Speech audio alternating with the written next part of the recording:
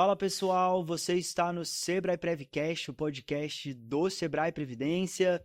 Para você que nos acompanha sempre aqui, você já sabe, né, onde nos encontrar aí nas redes sociais. Mas para você que está chegando aqui pela primeira vez, nós temos 2 perfis no Instagram, um de educação financeira e previdenciária chamado Finanças Check, o outro Sebrae Previdência. Estamos também lá no LinkedIn, no Facebook e no YouTube. Só jogar Sebrae Previdência o que você acha. Por que eu citei o YouTube? Se você estiver no Spotify, só nos ouvindo, joga lá no YouTube Sebrae Previdência, que tem esse podcast em vídeo. Você que está assistindo a gente aqui, lá no Spotify, Sebrae Prevcast, só joga lá que você acha a gente também, tá?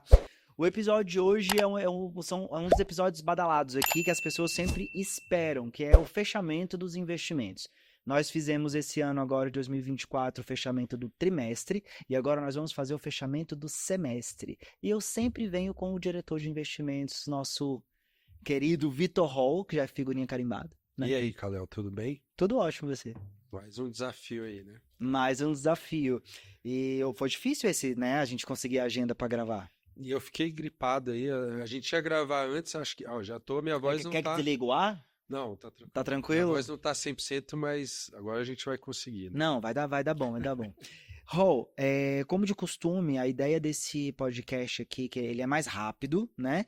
E a ideia é você trazer pra gente um panorama dos investimentos aí no período e falar um pouco dos investimentos do Instituto também nesse período. Então vamos começar com o cenário macroeconômico. O que rolou aí nesse primeiro semestre de 2024? Tá. Bom, a gente, no primeiro trimestre lá, a gente já tinha feito um resumão, né? Sim. A gente até vou recomendar o pessoal assistir. A gente deixa aqui no card aqui. E assim, basicamente, o que a gente falou lá e que se repercutiu no semestre como um todo, foi uma mudança de perspectiva com relação à flexibilização da política monetária do Banco Central americano. Quer dizer, a dinâmica lá do inflacionária, que se esperava que fosse arrefecer, né, de forma mais acelerada, ela ainda está, quer dizer, a inflação lá está resiliente, mercado de trabalho muito pujante, e aí fez com que esse processo de flexibilização da política monetária lá atrasasse. E isso traz impacto para o mercado como um todo, né, principalmente os mercados ativos de risco, como bolsa, por exemplo, lá fora e aqui. Certo. Isso acho que é o principal ponto. Isso norteou aí o desempenho dos investimentos. Essa mudança fez com que esses ativos de risco tivessem uma performance um pouco pior. Tá. Acho que o caso isolado foi um pouco Estados Unidos também nesse segmento, porque lá tem uma questão peculiar, que é a questão de tecnologia, né? Que você tem empresas lá que operam no nível de eficiência muito forte, né? Buscando, né, soluções de tecnologia inovadoras, como é o caso da NVIDIA, que aí ainda conseguiram fazer com que o mercado americano de bolsa ainda tivesse um desempenho positivo, mas muito concentrado nessas empresas de tecnologia. Se você expurgar essas empresas de tecnologia, você vai ver que o desempenho ali foi bem aquém, né? E então isso foi reflexo para os grandes blocos de país. Acho que o que foi, vamos dizer assim, de fato, globalmente, que afetou também, afetando, né? Foi a China, que também está num processo difícil aí ela era a economia que mais crescia, né? Continua crescendo muito forte, mas o ritmo é menor por uma situação peculiar lá, que é a questão do mercado imobiliário deles, que está passando por um ajuste grande. Isso diminui, né, a alavancagem das empresas de uma forma geral, reduz o crédito e reduz a atividade econômica lá. Isso afeta diretamente o mundo, que é uma economia de grande porte. Quem não consome coisa da China, gente? E indiretamente a gente, porque a Índia, né, consome muito nossos produtos agrícolas, né, chamam de commodities, e acaba... Índia ou China? Você falou Índia? A Índia, a China. A China, desculpa, você falou Índia, China, tá. A China, e acaba nos afetando indiretamente através pelos preços das commodities que caem um pouco. Então, esses foram os 2 grandes fatores macros aí que tiraram um pouco o viés mais pujante aí dos mercados, né? Tá. E assim, aí para trazer a questão geopolítica também, teve a questão da guerra, né?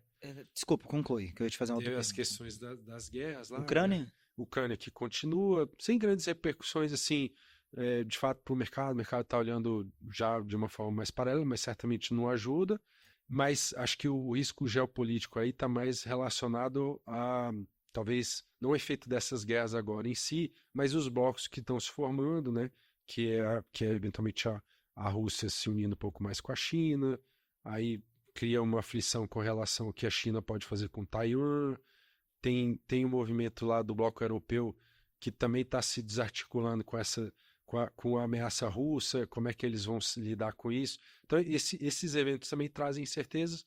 Eu daria um peso também a isso também não ajudou de forma geral. Mais um fato externo, assim, que eu acho que existem grandes eleições no mundo esse ano, né? Na verdade, se concentrou várias eleições. A eleição americana aí bombando. E isso também já foi eu vou trazer algumas eleições que já trouxeram sinais de incerteza, e a próxima vai ser essa americana que vai se desenrolar aí no segundo semestre. Mas no primeiro semestre, você teve aí, aqui na América Latina, né? Você teve um movimento ali em México, né? Que talvez foi o principal que exibe bem, que é uma continuidade, né? Uma reformulação ali de uma linha assim mais estatal, né, do governo lá, que logo após a eleição teve um ajuste de preço lá no mercado mexicano, ali, então, para atingir aqui mais o nosso lado.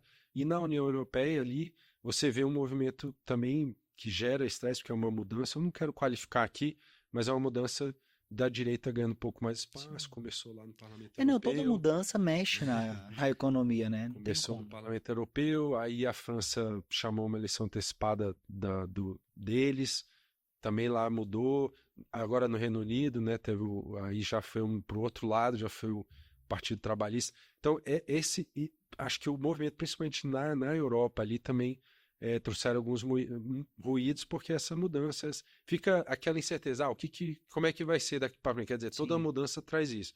E a próxima a gente vai ver os Estados Unidos. Então acho que esses são os 3 enredos internacionais aí que mais influenciaram. E o Brasil, acho que agravou o seu... Já estava num cenário conturbado. Já. Ele agravou um pouco vamos dizer, a sua performance de forma geral, porque a gente teve questões internas. E a principal foi relacionada à questão fiscal. O governo aprovou, no início, esse novo governo aprovou um arcabouço fiscal, né, no ano passado, estabeleceu algumas metas, e já nesse ano ali, a partir de março, já tinha muito questionamento sobre o cumprimento dessas metas, e o próprio ministro da Fazenda teve que falar, eu vou ter dificuldades, já flexibilizou a meta que ele estabeleceu para 2025. Esse foi um tiro no coração dos investidores, porque, enfim, a interpretação foi, é um arcabouço novo, e em menos de um ano você está já dizendo que eventualmente você vai ter que se ajustar ou não vai cumprir um orçamento, um arcabouço que foi aprovado há muito pouco tempo. Isso gerou muita incerteza, e aí no mês de abril você viu uma super derrocada dos ativos financeiros aqui, curva de juros explodiu, dólar foi lá para... Todo mundo acompanhou o dólar aqui, né? Gente, vamos falar subiu. o dólar. E essa incerteza ligada ao ambiente fiscal aqui, que foi essa mudança, e teve um aceno também, aí, enfim, não é falando mal, mas é um retrato do que aconteceu, Sim. Que algumas críticas ao próprio Banco Central, né, a atuação do Banco Central, e a percepção do mercado é que não, o Banco Central está fazendo um trabalho, o foco dele é a meta de inflação, ele está perseguindo isso, mas como todos esses desarranjos, né, acabam pressionando um pouco a expectativa de inflação, Sim. O Banco Central teve que interromper o corte de juros, e aí ele sofreu uma crítica política muito forte. Essa crítica política ao trabalho técnico gerou mais estresse, e a gente viu um momento muito, muito ruim. Então, foi um semestre difícil. Não, pelo que você falou, deu para perceber. O Hall veio assim como o anunciador das crises, né? Eu achei difícil. Tá, mas o que os participantes, e eu também, pois sou participante, o que eu quero saber é, e o Sebrae Previdência no meio desse cenário? Porque foi um semestre complicado para o cenário econômico, tanto externo quanto interno, beleza, mas e os recursos, investimentos dos participantes dos planos administrados aqui pelo Sebrae Previdência? Como que nós nos saímos diante desse cenário? Legal. Então, aqui, a característica, eu sempre falo isso, a gente é muito focado, a gente tem um horizonte de longo prazo de investimento, Sim. mas acho que a gente se diferencia, sendo bem sincero, Deixa eu ver se eu sei, na mitigação do risco. numa gestão eficiente da relação risco-retorno. Aí. E aí eu sou enfático, porque de fato, se o participante comparar o nosso produto com os outros oferecidos de outros bancos, com o mesmo perfil de risco, você vai ver historicamente aí que nesses momentos de maior incerteza a gente sempre tem uma performance melhor do que a média da indústria. Sim. Isso eu já fiz esses estudos várias vezes, eu demonstro. Tem matéria no portal, não tem? Agora, recente? Vai sair uma agora, a gente vai soltar mais um. Vai sair mais sobre uma, né? isso. Então, ó, eu vou deixar o link do portal na descrição aqui do vídeo. E aí, dá uma olhada lá no portal, se a matéria ainda não tiver saído, dentro de poucos dias ela sai, não é isso? Exatamente. Show de bola. Então, eu sei que esse movimento de mercado incomoda, né? É natural, mas ele existe, a gente não tem como fugir dele. O que a gente faz aqui é mitigar isso. E eu diria que a gente é muito eficiente dentro do possível nisso. E os estudos comprovam isso. Então, o que a gente fez eu queria voltar lá no primeiro trimestre, que a gente falou, ó, o trimestre já tinha sido ruim, mas a gente está mais conservador do que previa a política, né? Então, a gente já estava se defendendo desses ambientes. E a gente falou, ó, é provável que a situação até se agrave. Né? A gente deu essa indicação. E o que a gente fez ali no final de março foi botar uma postura ainda mais conservadora, né? A gente já estava conservador em relação aos limites que a política estabelece para as classes de ativos de risco, tipo bolsa, tipo, sei lá, o próprio um fundo imobiliário que tem mais volatilidade. A gente já tinha reduzido essas posições, a gente reduziu ainda mais. E a grande verdade é que, ao final, o segundo trimestre foi muito bom, dado o que aconteceu no mercado. Foi bom, no caso, os nossos resultados. Nosso resultado. Sim. E no final do semestre, que só para você ter uma ideia, que eu até anotei aqui, o Ibovespa, né, que é a bolsa do Brasil, teve uma queda de 7,6% no semestre. Os títulos públicos indexados à inflação, então, você compra um título que diz que vai render a inflação. Sim, vai render X da inflação. Mais a inflação. Mais a inflação. Só que como ele é precificado a mercado, essas incertezas e tal, ele tem preço negociado. É um título que rende isso, mas os preços são negociados. Sim. E a incerteza em relação a como vai ficar a inflação, juros e tal, faz com que esse preço também, esse título caia de preço. Então o título indexado à inflação rendeu menos um no semestre. Menos um. Certo. E a gente, ao final, né, tem outros indicadores aqui, mas a gente, ao final do semestre, fechou com todos os perfis rendendo acima da inflação. Então, até o perfil de mais risco, que é mais suscetível a esses movimentos, no nosso caso, arrojado, né? A gente teve a performance acima da inflação, né? Então, a gente disse que foi muito positivo, dado o ambiente, e a gente comparando aí, a gente mostra isso muito claramente. Então, a notícia boa, tivemos ganhos reais, né, acima da inflação em todos os perfis no semestre. Show. Então, assim, mesmo com o semestre muito difícil, o Sebrae Previdência performou bem e teve ganhos aí reais acima da inflação. Acho que esse é o resumo que o participante precisa entender. E o próximo semestre?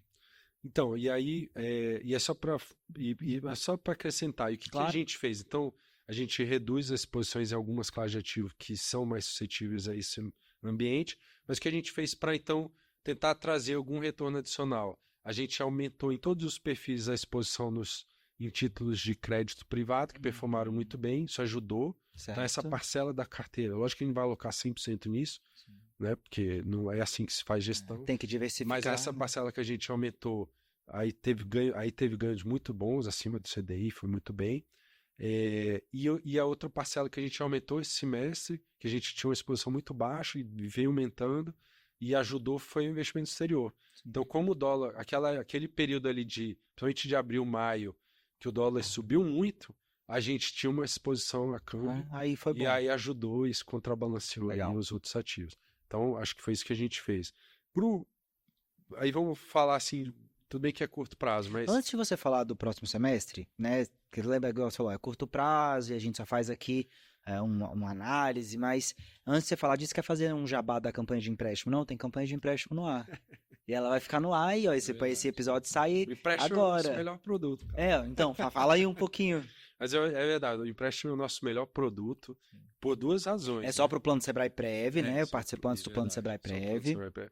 E é o melhor produto por duas razões. Por três razões. Certo. Ele é mais competitivo, né? Então, se você, eu imagino que qualquer participante aí do plano Sebrae Prev for comparar com as taxas oferecidas por outros bancos para um crédito que você tem liberdade de fazer o que quiser, na verdade, não pode comparar investimento com financiamento imobiliário que tem uma característica muito própria Não, e aquilo tal. que o Dan fala muito aqui, né? Você tem que comparar banana com banana, É. né? Produtos similares. Mas se um crédito que te dá liberdade para pegar o dinheiro e fazer o que você quiser, viajar, comprar carro, Pegar reformar o a dinheiro na casa, mão, o que né? quiser, a gente de fato é difícil, eu acho que não vão encontrar mais barato, então é bom por causa disso. O outro é bom porque esse empréstimo, né, essa carteira que a gente empresta para quem está precisando, ela remunera, na verdade, ele remunera a todos nós, né? Então, a gente empresta lá os juros que quem está pagando juros está pagando juros por um portfólio aqui que está remunerando a todos. Sim. Então, quem não pegou empréstimo está se beneficiando também. Sim. Quem pegou também, porque pegou e porque está o juro remunerando. está voltando para o patrimônio, Pro patrimônio. né? Então, Sim. uma ótima aplicação. Porque vale lembrar que nós não temos finalidade lucrativa, por isso que o juro volta para o patrimônio do participante. E o terceiro motivo, assim, é porque a gente, né, oferece isso de uma forma, primeiro, usando, tudo bem, a reserva previdenciária como lastro, mas é uma forma consciente de usar o crédito. Né? A gente sempre fala, e a gente não incentiva o crédito Não é o simplesmente crédito pelo ganho, crédito. para o ganho da instituição, não, até porque tudo é revestido no participante. Mas é o crédito consciente. Faça isso quando de fato é uma coisa, ou eventualmente você pede um crédito mais barato, você vai fazer alguma operação e vai ganhar até mais, Sim. ou porque de fato é uma necessidade premente, né, que você tem. A gente fala aqui também em caso de trocar uma dívida mais cara por uma dívida mais barata. Às vezes você já tem um empréstimo no outro local, e aí você pode, por exemplo, pegar o empréstimo aqui, a uma taxa de juro mais baixa, quita lá e vai pagar Exatamente. menos juro aqui. O que a gente sempre fala tem que fazer sentido para você, você tem que estar dentro do seu planejamento financeiro. Mas, se você que é participante tem interesse, acesse o portal, olha lá, tá com uma campanha agora de carência, né? Agora carência de 4 meses, né, até 4 meses. Para iniciar a pagar as parcelas, aí tem ali as regras do empréstimo, ainda só para os participantes do plano Sebrae Prev, mas acessa lá o portal, tem tudo lá, ou entre em contato conosco que nós tiramos suas dúvidas, né? Próximo semestre, Raul. Semestre, então. Fala bem rapidinho, curto prazo. O que aconteceu? A gente, então, eu falei, né? A gente teve um estresse no nosso mercado local maior do que globalmente, que pese lá fora também não foi bem.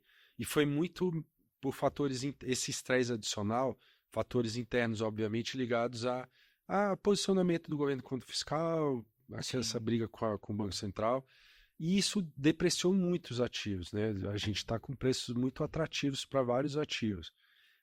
Então, assim, se a gente visualizar um arrefecimento dessa dinâmica assim de enfrentamento, vamos dizer assim, de que obviamente que todo mundo quer que o governo gaste de forma eficiente, Sim, né? É isso que o mercado espera. Estamos todos no mesmo barco. Se diminuir os ruídos com relação a isso, que eu acho que, e eu não acho que o governo não queira isso, nada, mas talvez a forma como isso está sendo colocado gera ruído, e eu não acho que é isso, eu tenho certeza que eles querem ter esse equilíbrio de longo prazo. Sim. Se isso transparecer para o mercado de forma mais clara e diminuir esses ruídos, eu acho que a gente tem uma boa perspectiva, né, para os preços ativos. E o que está acontecendo nesse mês de julho, né? Então, nesse mês de julho, só para dar uma ideia, a gente se reposicionou para tentar pegar uma possível melhora. Obviamente que não é um apetite muito grande ainda, porque ainda não está tão claro, mas a gente já tem 12 dias de mês aí que eu tenho a cota, que a cota está surpreendente, assim, a gente, se continuar assim, a gente nesse mês vai dar um resultado muito, muito bom. Então, assim, o que a gente está esperando é isso, é um arrefecimento desse duelo aí entre perspectivas, né, visão do governo, visão de mercado, do que é o esperado para a economia, principalmente a parte fiscal, e aí isso vai ajudar. E a última, eu acho que essa definição lá, duas, dos Estados Unidos são essenciais. da eleição lá. Cada candidato tem uma postura completamente diferente. E vai trazer repercussões para o mercado. Eu não quero muito falar assim, enfim, dar muito falar que eu tô torcedor para ninguém, mas assim, eles têm posturas diferentes. Acho que o principal foco aí que vai se dar é a questão geopolítica. São dois candidatos que talvez tenham postura bem diferentes na questão geopolítica, né? Sem qualificar, mas o Biden foi mais no sentido de atuar de forma mais clara em alguns conflitos. O Biden já tem uma postura de talvez, pelo menos indica que vai se afastar, então as repercussões de hoje vai ter que ver, isso vai trazer reflexo. E a questão da política monetária americana, que é isso, o mercado está esperando a queda de juros lá, e se isso vier a acontecer aí em setembro e tal, é possível que a gente tenha uma melhora e vai ser muito bom. Agora, se isso atrasar ainda mais, pode ser que seja mais um trimestre. Bom, Raul, você volta para fazer o fechamento do próximo trimestre, nesse mesmo formato aqui, mas tem lá na sua mesa um documento com várias perguntas que eu te fiz, que você está mexendo nele, certo? Me contaram que você está mexendo nesse documento. E a ideia é a gente fazer um bate-bola com outro formato. Beleza. E não trazendo só resultados, né? Mas entrando ali um pouco no mundo dos investimentos, correto? Beleza. Então aguarde você me devolver esse documento, porque a gente tem mais conteúdo contigo por aí nos próximos meses. Valeu. Fechado? Valeu. Espero que você volte. Você que nos acompanha, nós já falamos aqui durante o episódio, mas acesse aqui o nosso portal, ele está na descrição do vídeo, também vai estar aparecendo aqui na tela. Se não tiver saído ainda a matéria que o Raul falou com o fechamento, olha daqui a alguns dias que vai estar lá, e também olha nosso link da página de empréstimos, caso você seja participante do Plano Sebrae Prev, vamos deixar aqui na descrição também. Não deixe de acompanhar as nossas redes sociais. Até a próxima, valeu. Falou. Obrigado, Raul. Obrigado, valeu.